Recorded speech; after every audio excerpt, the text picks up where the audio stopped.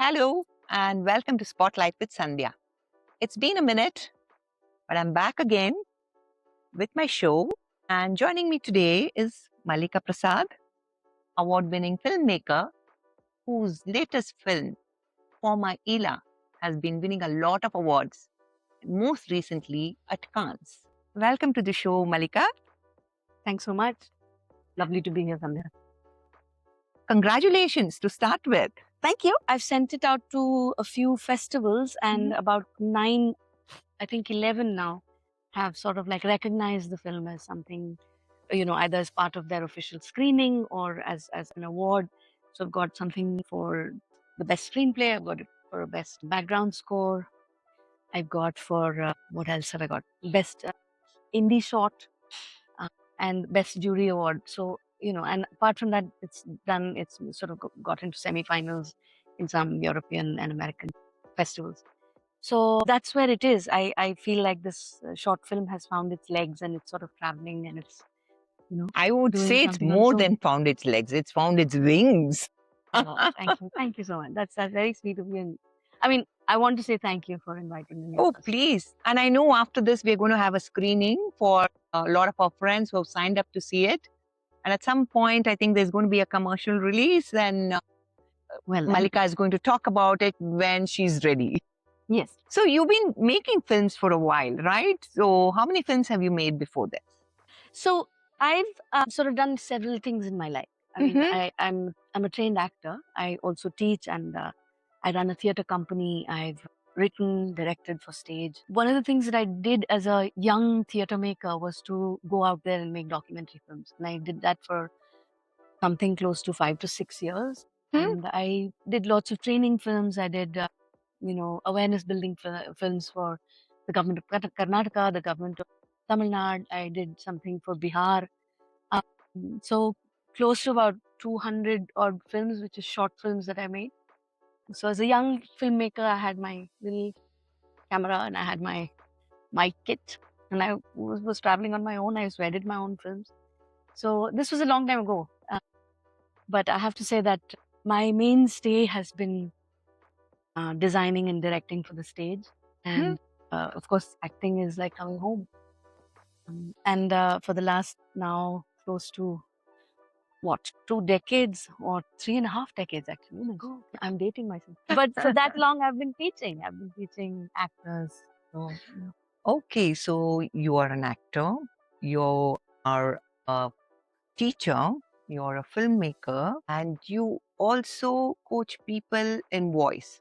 And I know that you said you also write screenplays, which brings me back to this film. You were at a writing workshop somewhere in the Himalayas, and that's how the idea for the script for My Ela came. So tell us a little more about it. So this was a writer's residency that the Jindal Group, JSW, sort of holds. For me, I think it was a great sort of incubatory space to imagine writing, a story. I hadn't actually planned on writing like a screenplay or anything like that. It was just a space. It was a creative space that somebody had provided. And for me, I think that's the most important thing, to create these kind of incubatory spaces where artists get to sort of just be in nature and just allow themselves to steep in an idea and then, come up with something. There's no actual ask that, you have to write to a deadline or you're allowed to sort of like Explore possibilities. Yeah, explore possibilities and really find your own voice as a storyteller, filmmaker, whatever it is that you're doing. And that particular cohort was very interesting because we had novelists, we had poets, we had journalists in the room. So, it was... Where was this and when was this? Such a beautiful question. This was in 2023.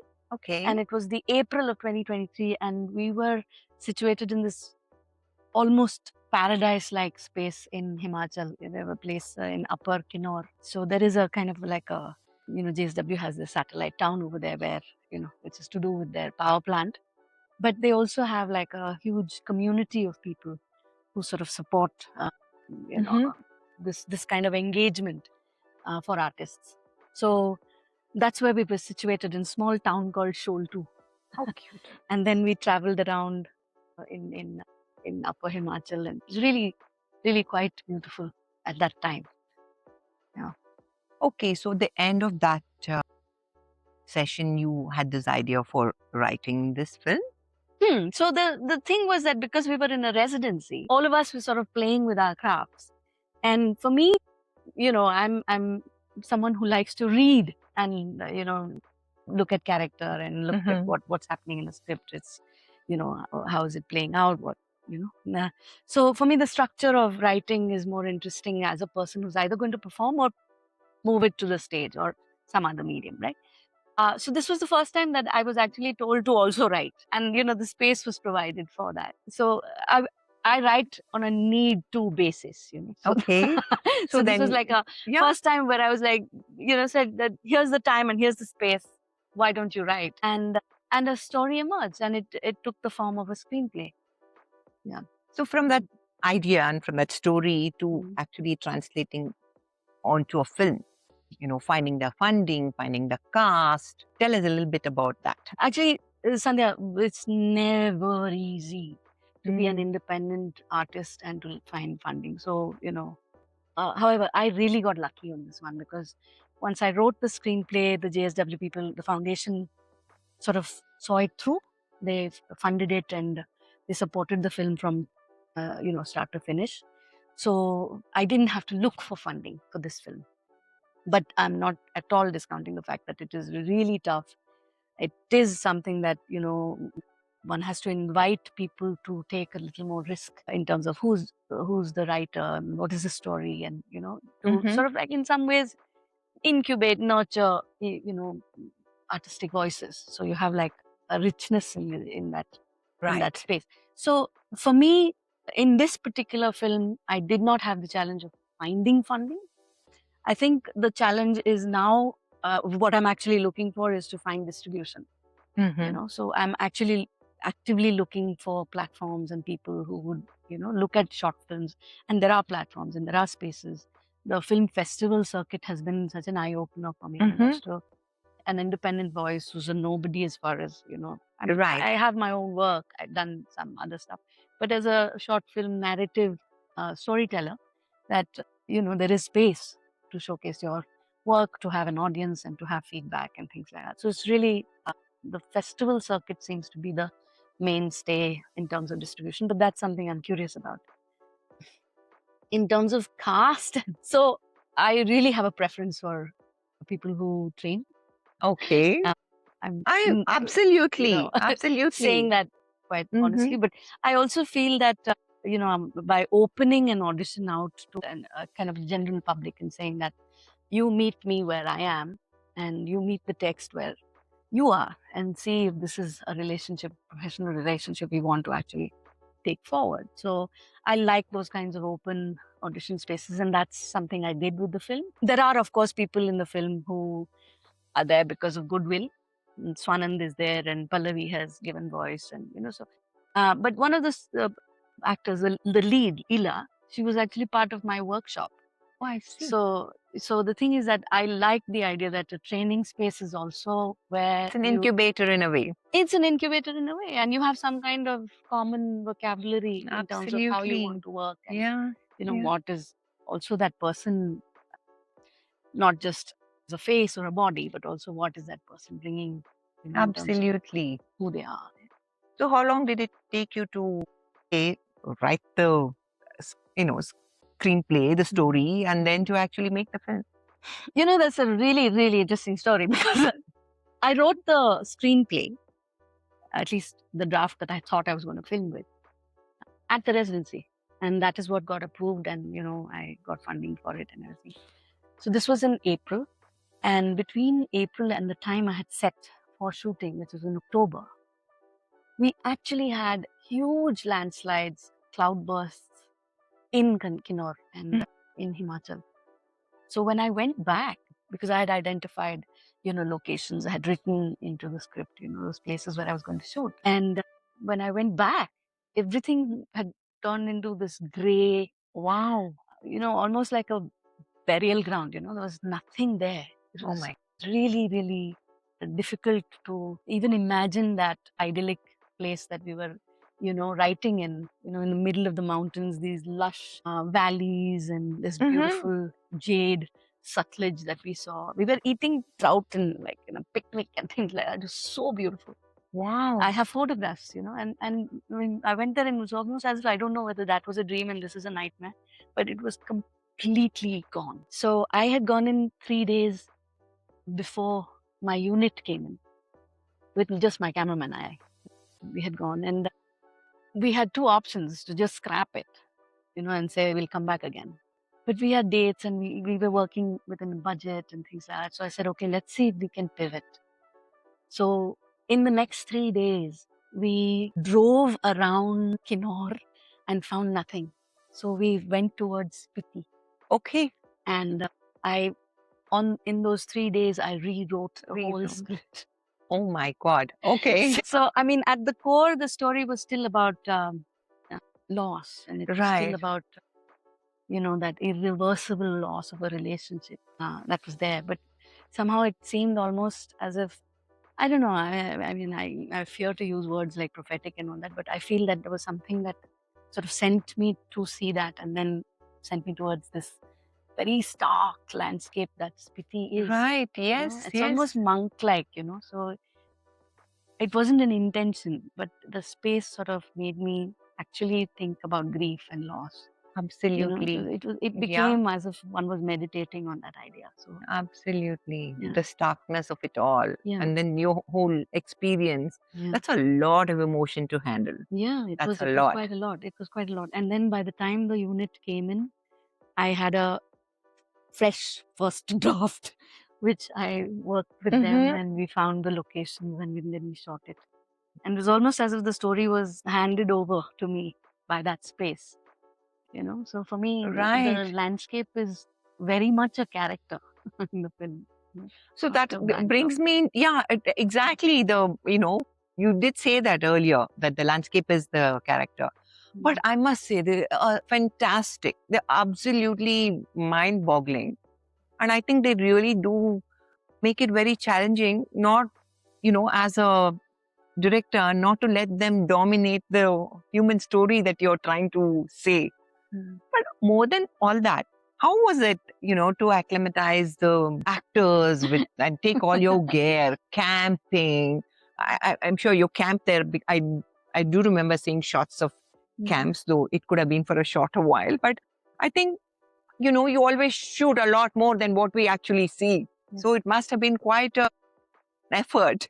Any interesting stories about that? Well, first of all, everything was always about -10 or -5 degrees. Good heavens. At all times during the day. And it got colder in the night. So the unit would finish their work, go into the hotels and get into their electric blankets, go to sleep. So I think it was incredibly exciting for a unit that went from Bangalore. I never. We are hothouse flowers, which shouldn't be higher, it shouldn't be lower. So it was quite the experience, and I think all of us stepped up in some way or another, and the kind of support we got from the people there. I cannot tell you, I mean, I went with a unit of 9 people, and overnight that turned into 23 people, and it was just people coming in and saying, we're going to support the story and we're going to make it happen. Wow. So it was I keep saying that it's a gift from that place, and absolutely, I needed the story to be told back in a way that it belongs to that place. So the challenge is, yes, there was cold. So there were a couple of other things. The kind of window you have of sunlight, because we're not carrying that many artificial lights or anything. There's no electricity. Do somewhere in the mountains on a beach and things. So everything was in daylight. So that window is very tiny. So there was this one shot of the 2 tents, and we needed the sun in the middle. Right. So we spent the entire morning waiting for that to happen. And that window is literally 15 minutes long. And then the sun goes out and finished. You're done. And it becomes done. But how exciting it must be to be there and just wait for the, sunrise. Now, honestly, I have to say, all in retrospect, it's all exciting. But at that time, oh my God, because we had 10 days. That's it. So to be able to shoot as if we were shooting like a proper film, like waiting for that one shot. And we needed to do covers, we needed to do closes, and we had only that much time in that frame. So those were really exciting, challenging kind of moments, which I cherish. And I also remember, I remember when it got dark, it was as if it was like a canopy of stars that was this close, It's just absolutely, I can't describe how beautiful that landscape is. Yeah, I'm sure. It's very, very, and also the difference of what I had seen on the other side of the mountains, which is in Kannur. And it's lush and, full of valleys and greenery. And then there's a glacier and, snow-capped mountains. It's literally postcard beautiful at that time in April. I'm not talking about the time when we went after the cloud burst and all of that. And then there's the Sutlej, which looks like this jade, thing that is beautiful. slithering in the valley. And then on the other side is this absolutely undescribable crystal blue Spiti River. Wow. Which is just such a contrast. And it sort of like sets the tone for the film also. It's a much colder, sharper kind of thing. Absolutely. It's so as if it's clean cut. It's like painting, Yeah. It's very good. Yeah. So there were several challenges, but I think there was also a lot of aiding that the landscape did for me in terms of telling the story. I had just those 3 days to come up with a script that I could shoot once the unit was there. So for me, the river sort of became this motif, in terms of like, because I was dealing with loss and grief. Yeah. This notion of regeneration or I don't know. I lost my father in February. I'm so sorry for your loss. Yeah, thank you. But, it was something that I was contemplating when I wrote the story. Oh my God. Because, anyway, to keep the personal story to the side, there will be time for that. But I'm saying that the landscape, that river sort of in so many ways called to this idea of regeneration and growing with grief rather than leaving it behind and trying to, heal as if it was something outside of grief. Right. So it was something very interesting and that sort of like lent itself in a very subtle sort of way in the story, which I hadn't expected. It happened on its own. Lovely. Yeah. So what next for you, Mallika? Are you making another film? Are you acting? Are you writing? What's next? All of the above, I hope. Why not? So at the moment, I'm writing a screenplay. And for me, going back to the mountains is important because I have a personal kind of relationship. Let's say I go there when I have a question or I'm seeking something, and being in a city like Bangalore, which is beautiful and a plateau, but I go to the mountains because I feel somewhat like a spiritual connection there. So I keep going back. I think one of my journeys recently in 2024, October of 2024, I ended up in Arunachal. I was going towards their Gorichen base camp. Hey. And something happened and I feel that a story is emerging. So I'm writing that screenplay and it's my first feature. Wow. Which I'm very excited about. Nice. And and whoever's listening, I'm looking for funders and I'm looking for producers. Anyway, so, that's a question that all of us as independent makers are constantly negotiating and finding ways to make happen. Right. So tell me about your acting, how do you manage your time between theatre and film? I don't try to manage it. I just do whatever needs to be done at that time. Because I find it very difficult to, I don't know. For me, it's something that doesn't happen. I also feel that I'm not someone who's held any kind of identity very tightly.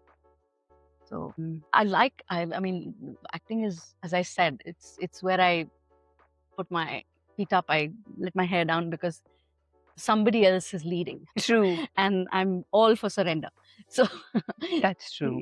So acting is really something that it comes quite easily and naturally for me. It's when I'm directing or I'm writing that it's more structured in that sense and more intentional, So yeah, I don't know if I'm answering your question, but No, you are. I was just trying to relate it to my own work, like how writing comes more easily and it's spontaneous.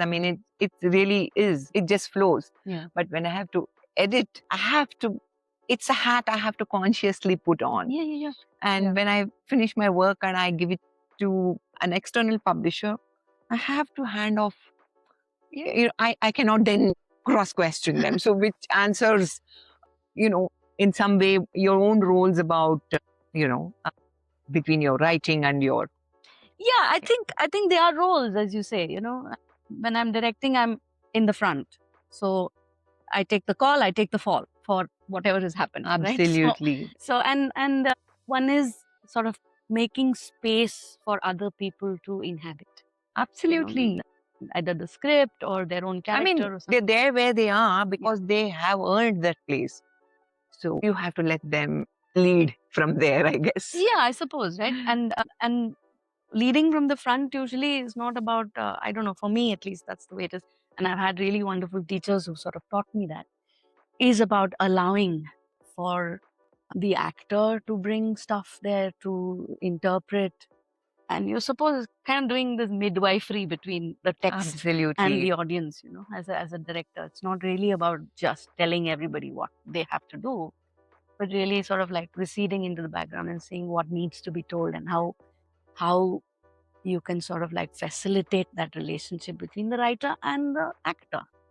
I mean, it's their thing, is how I see it, But I suppose everybody has a different style of working. And for me, writing is, as I said, is a need-to basis kind of thing. So, well, I'm glad you felt the need to write this, but just for the benefit of our viewers, just talk about the most recent roles that you did. I know some months ago, one of yours did really well. So talk about that. Yeah. Mardaani did very well. Yeah. Mardaani 3. And, I have to say, I'm really grateful to YRF because they've sort of taken my name to so many households. So, what was the role that you played in Mardaani? Okay. So I played this female villain, and these are kinds of roles that I've also gravitated towards. The negative roles. In many ways. I don't think of them as negative. They're more textured. I think I see them as, you need like a strong opposition for any character to be tested. Okay. So if there is a character that what you call a hero of some sort, because they have to deal with their own flaws when they meet this opposition. And you have to provide that so that that character sort of lifts and looks heroic. I mean, you've got to have something to push against. Right. So for me, that dance is very important, and I like that. And when there are roles like that written for women who are not being supported by so many other male characters, so to speak, so that they may be. So I've always had characters where she does all the plotting, she does all the murdering, she does all the pushing people off the cliffs. So she does it all on her own. So I like those kinds of characters, and this one sort of was almost someone who came out of the street and became this beggar mafia queen of some sort. And to me, the curiosity was it's not in the script, so that's why it's exciting for me, because I love backstories. Right. So that journey as to that girl who, the character I play is this beggar mafia kind of queen, and she's actually the one who's been kidnapped when she was just 13. So from being that girl to turning into this, there must be some journey there. Right. I know we are trying to tell the hero story, but this is not. And it's not a linear story. You have to really create that character. You have to imagine a lot. Yeah. That's good. That's how exciting it is. Yeah. So for me, it's, the morality aspect of it goes out of the window many times, because I'm really wanting to see what the values of that character are. It has nothing to do with my beliefs. Absolutely. And it's about that character. And a person who has to endure life like that. Yeah. I'm interested in that. What is morality, please? Yeah. Because the values of that world, the rules and how that world operates is completely different. And you have to sort of go in and, I had this moment with the director. It was really fun because he was trying to tell me, no, Mallika, you have to settle this. And I said, but Abhiraj, she doesn't know she's evil. She's just doing what is absolutely right for her in that moment, for her people and for her. That's so true. She really doesn't think she's a bad person. She's Yeah. doing what she needs to Yeah, do to she needs to survive. do that. And in order for that that character to be disliked or to be believable, I have to believe that production house. And it was an interesting experience to be in Bombay to do that. Oh, nice. Nice to see our Bangalore girl making it big. It's not easy, I'm sure. Please don't sell us short. Bangalore girls are Yeah, kicking I ass know. everywhere. Absolutely. That's why it's nice to see you joining those ranks. Yeah. No. Yeah.